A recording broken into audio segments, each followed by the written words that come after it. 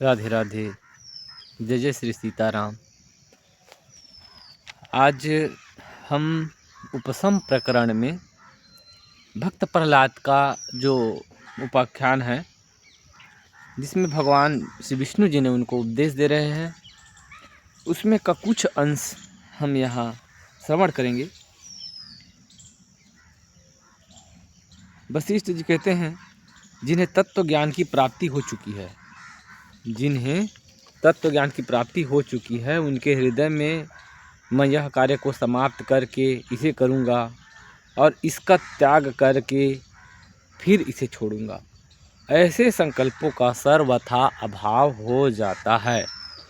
जिन्होंने प्राप्तव्य वस्तु को, परमात्मा ज्ञान को पा लिया है, उनको ऐसा भ्रम नहीं होता है कि मैं पहले ये पालूं, फिर ये पालूंगा तो फिर वो पाऊंगा, फिर मैं घर बनाऊंगा, फिर मैं बड़ा मकान लूँगा, फिर वहाँ और ज़मीन खरीदूं, फिर वहाँ और फैक्ट्री बनाऊं। कुल मिला के जो कामनाएं हैं, जैसे कि कहते हैं, जैसे कि लकड़ी, आग जल रहा है, उसमें हम आग डालेंगे, लकड़ी डालेंगे तो आग और बढ़ेगा, बंद नहीं होगा। वैसे ही एक इच्छा को पूरा करने से इच्छाएं शांत नहीं होगी, एक इच्छा को पूर्ण करने से दूसरा इच्छा और बढ़ेगा। आग को बुझाने के लिए उसमें लकड़ी का उसमें बौछार करो, बहुत से लकड़ी डालो, तो आग बुझेगा नहीं, बढ़ेगा। जैसे कि मेरे गुरुजी भगवान कहते हैं, पेट्रोल, भगवान जो वशिष्ठ जी ने उस समय लकड़ी का उदाहरण दिया है। अगर आज कलयुग के इस समय का होता तो कैसे उदाहरण देते? हे राम जी, आग लगा हो और उसको बुझाने के लिए पेट्रोल पंप का फुहारा करे बुझाने के लिए, ऐसे उदाहरण देते, क्योंकि उस समय पेट्रोल पंप शायद नहीं रहा होगा। तो पेट्रोल पंप का फुहारा करोगे आग में बुझाने की दृष्टि से, तो आग तो बढ़ेगा। वैसे ही कामनाएं हैं, और ज्ञानी पुरुष ऐसा गलती नहीं कर सकते हैं, फिर ये छोड़ूंगा फिर वो छोड़ूंगा। ज्ञानी के दृष्टि में तो सब कुछ छूटा हुआ है, सारी सृष्टि छूटा हुआ है, और एक दृष्टि से देखो तो सारी सृष्टि उनका अपना आपा है, वो प्राप्त है। सारी सृष्टि जब भगवान को जान लिए तो सारी जगत उनकी मुट्ठी में है, तो वो पाने की कामना किसको करेगा, छोड़ने की किसको इच्छा करेगा। ग्राह्य ग्राहक संबंध का विनाश होने पर परम शांति का उदय होता है। ग्राह्य, कुछ पाने योग्य वस्तु, और ग्राहक, उसको पाने का इच्छा करने वाले मनुष्य। कोई वस्तु हो और वस्तु को पाने की इच्छा रखने वाले मनुष्य हो, तो वही है ग्राह्य और ग्राहक का संबंध। वस्तु और वस्तु को प्राप्त करने का इच्छा, ये सब इस संबंध का विनाश होने पर परम शांति का उदय होता है। वही शांति जब स्थिरता को प्राप्त होती है, तब मोक्ष नाम से जानी जाती है, कही गई है। जिनकी चित्त परमात्मा में ही संलग्न है, ऐसे ज्ञानी जन संसार में रमणीय विषय भोगों के प्राप्त होने पर न प्रसन्न होते हैं, और न मन के विपरीत दुखों के आन पड़ने पर उद्विग्न नहीं होता है। जिनका कोई भी वस्तु कामनाओं से, जिसका इच्छाएं हट गए हैं और परम शांति को पा लिया है, और जो वो शांति की स्थिरता हो जाती है, दीर्घ काल तक जब शांति को प्राप्त होता है, कामनाओं से रहित हो जाता है, तो उसी को मोक्ष नाम से कहा गया है। और ज्ञानी पुरुषों को कोई विषय भोग सामने आ जाए तो वो उसको अत्यंत हर्ष नहीं होता है, और कोई दुख की स्थिति आन पड़ा तो उनको अत्यंत शोक नहीं होता है, उनको दुख और उद्विग्न नहीं होते हैं, ऐसे कहे।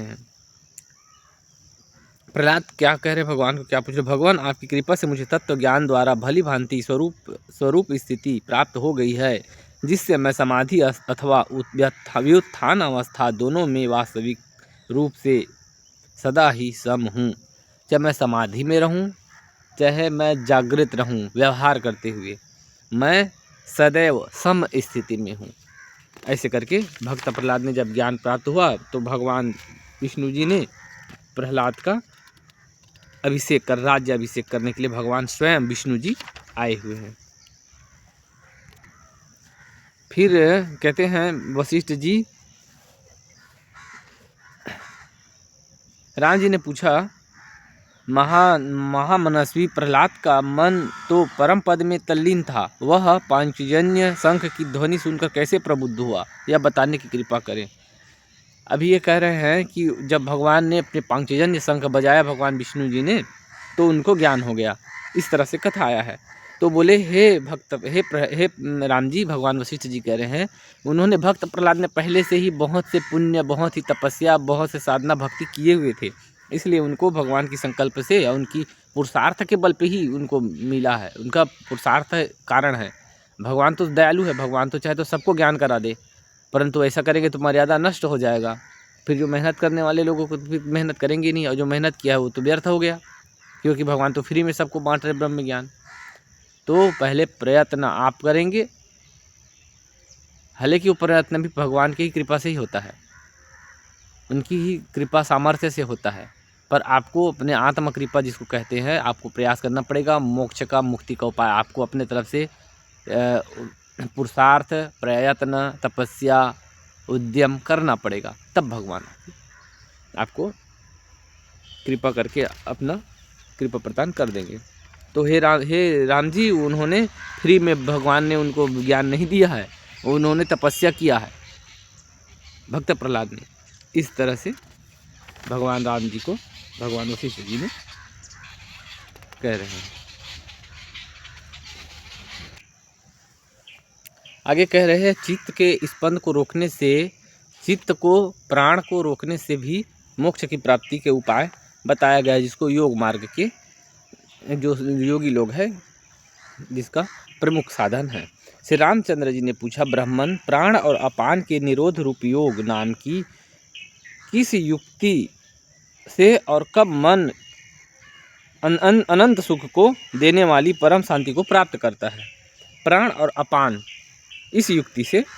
श्री वशिष्ठ जी ने कहा, श्री राम, जैसे जल पृथ्वी में चारों ओर से प्रवेश करके व्याप्त होता है, वैसे ही इस देह में विद्यमान असंख्य नाड़ियों में चारों ओर से 1,72,72,00,000 ऐसा कुछ, फिर 2 ऐसा नाड़ी है हमारे शरीर में। जैसे कि धरती के अंदर में अनंत रोम कूपों में जल बह रहे हैं, जब हम यहाँ खुदाई करते हैं, बोर करते हैं, कुआं करते हैं, तो वहाँ से पानी निकल जाता है, वैसे ही शरीर के रोम रोम में नाड़ियाँ हैं, और उसमें वायु बह रहे हैं। जो श्वास लेते हैं, अंदर प्राण जो ग्रहण करते हैं, वो अनंत रूप में अपान, व्यान, उदान, समान, अनंत 5 रूप में बदल करके शरीर के रोम रोम में जो बहुत से जो नाड़ियाँ हैं, उसके अंदर में वो घूमता रहता है। ठीक है, प्रवेश देखिए, असंख्य नाड़ियों में चारों ओर से जो वायु प्रवेश करके व्याप्त होता है, वह प्राण वायु है। इस स्पंदन के कारण भीतर क्रिया के वैचित्र को प्राप्त हुए उसी प्राण वायु के अपान आदि नामों की योगी विवेकी पुरुषों ने कल्पना की है।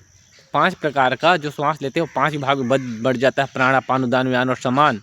इसमें जैसे आंखें पलक झपक रहे हैं, इसमें वो प्राण, जैसे कि जेसीबी मशीन जो काम करते हैं ना, वो एयर प्रेशर से करता है, वैसे ही देखिए मेरा ओठ हिल रहे हैं, आंखें पलक झपका रहे हैं, डकार आता है, हिचकी आता है, और हाथ पैर कार्य करते हैं। ये सब अलग अलग क्षेत्र में, कोई इतना उस समय रहते हैं, कुछ सीने के पास रहता है, कोई नीचे के क्षेत्र में रहता है, समान वायु, या कोई ऐसा है जो पूरा शरीर के अंदर पूरे शरीर भर रहता है। तो अलग अलग क्षेत्र में अलग अलग कार्य करने वाले प्राण के परिवर्तित रूप को अलग अलग नामों से उसको पंच प्राण नाम से दिया गया है। जैसे सुगंध का पुष्प तथा शुक्लता का हिम ही आधार है, जैसे सुगंध का आधार पुष्प है और सफ़ेदी का आधार बर्फ है, वैसे ही चित्त का यह प्राण आधार है। चित्त का प्राण ही आधार है। जब हमको बहुत चिंता हो, बहुत टेंशन रहे, तो श्वास को रोक लो बस, जहाँ है जैसे है, 1 सेकंड, 2 सेकंड, 5 सेकंड के लिए आप श्वास को रोक लीजिए। आपका चिंता, आपका टेंशन, आपका तनाव तुरंत रुक जाएगा।